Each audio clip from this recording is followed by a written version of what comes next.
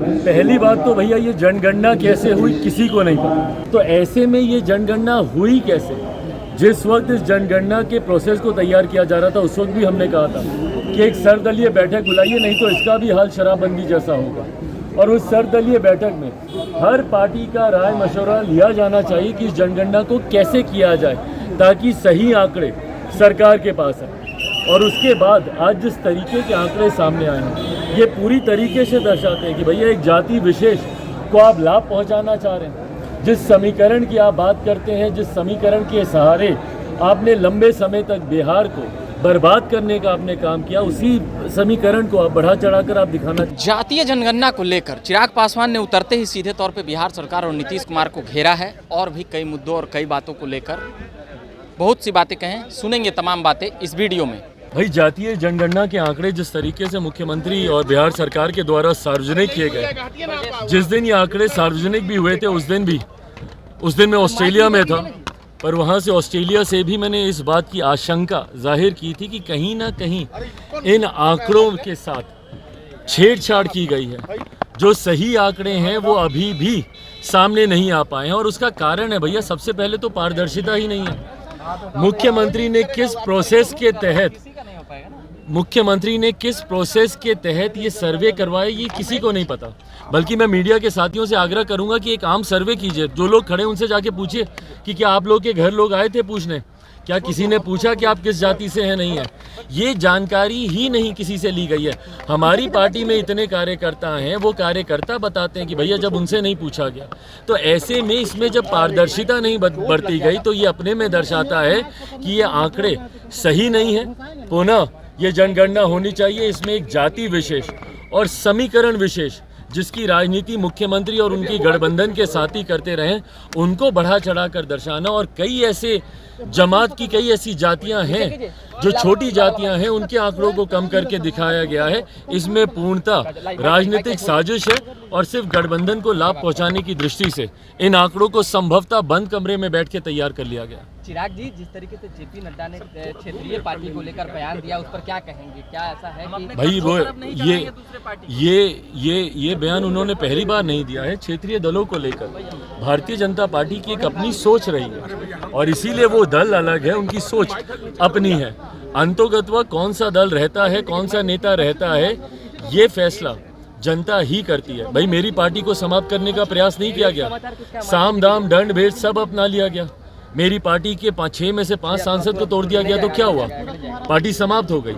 आज की तारीख में जिस तरीके से जनता का समर्थन हमको मिल रहा है, तो अंतोगत्वा कौन सी पार्टी रहती है, कौन सा नेता रहता है नहीं रहता है, ये निर्णय पूर्णतः बिहार की जनता, देश की जनता ही करेगी। जेडीयू के विधायक गोपाल मंडल ने जिस तरीके से पत्रकारों के साथ व्यवहार किया, क्या कहेंगे? गाली भरे शब्द। भाई, इससे ज़्यादा निंदनीय कुछ नहीं हो सकता। हम बार बार इस बात को कहते हैं कि लोकतंत्र का चौथा स्तंभ पत्रकारिता है और पत्रकारों को दी गई या पत्रकारों के साथ किया गया अभद्र व्यवहार कहीं ना कहीं लोकतंत्र पर ये प्रहार है। जिस तरीके से लोकतंत्र का चौथा स्तंभ पत्रकारिता है, इस तरीके की भाषा का इस्तेमाल करना कहीं से भी उचित नहीं है।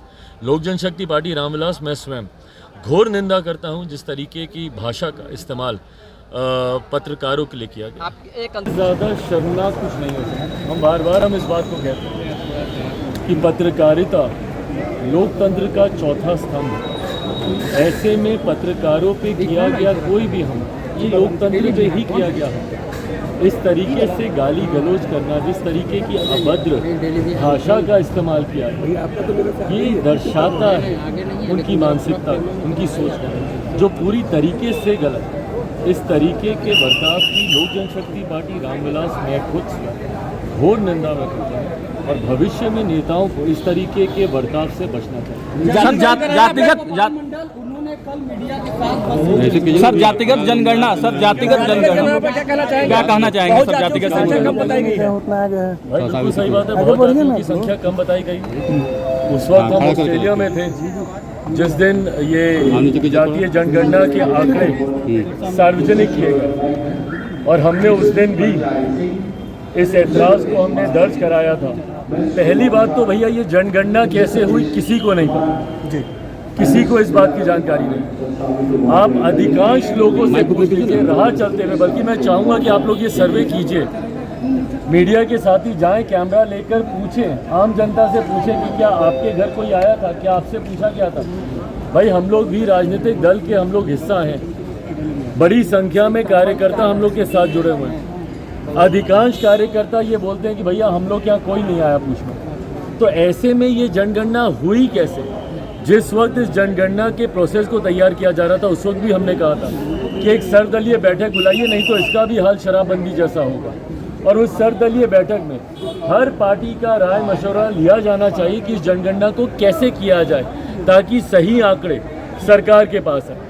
और उसके बाद आज जिस तरीके के आंकड़े सामने आए हैं ये पूरी तरीके से दर्शाते हैं कि भैया एक जाति विशेष को आप लाभ पहुंचाना चाह रहे हैं। जिस समीकरण की आप बात करते हैं, जिस समीकरण के सहारे आपने लंबे समय तक बिहार को बर्बाद करने का आपने काम किया, उसी समीकरण को आप बढ़ा चढ़ाकर आप दिखाना चाहते हैं। और बाकी तमाम जाति को, और मैं अलग अलग जमात में आने वाली जातियों की बात कर रहा हूँ, अनुसूचित जाति जनजाति में जितनी छोटी जातियाँ हैं उनको कम करके दिखाया गया है, पिछड़ा वर्ग में जितनी छोटी जातियां हैं उनको कम करके दिखाया गया।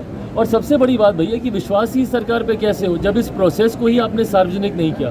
पारदर्शिता जिस प्रोसेस में बढ़ती ही नहीं गई, तो ऐसे में भैया बंद कमरे में बैठ के आपको जो आंकड़े दिखाने आप बता दीजिए, उसमें कोई आपको क्या बोलेगा। पर ये सही आंकड़े तो कम से कम नहीं है, इतना मैं विश्वास। चिराग आपके घर पे कोई सर्वे करने के लिए गया?